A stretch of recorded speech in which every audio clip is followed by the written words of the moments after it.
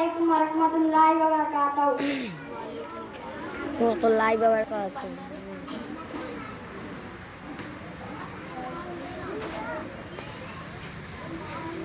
देखना भाई उधर।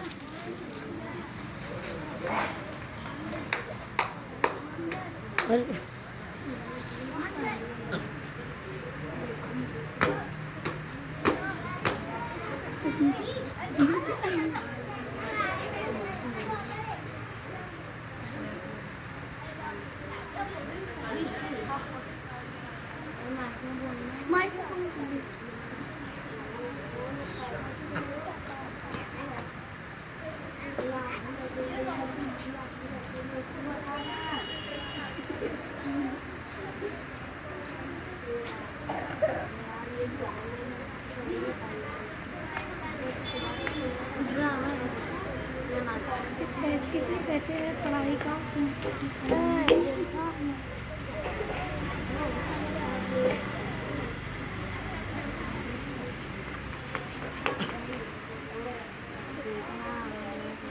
देखा मेरे प्यारे भाई और बहनों, इसे कहते हैं पढ़ाई का कमाल।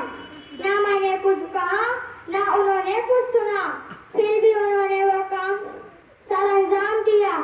इसीलिए कहते हैं अगर जिंदगी में कुछ बनना है, आगे पढ़ना है और माँ बाप का नाम रोशन करना है तो हमें पढ़ना होगा, पढ़ना होगा, पढ़ना ही होगा। अस्सलाम वालेकुम वरहमतुल्लाहि वबरकातुहू।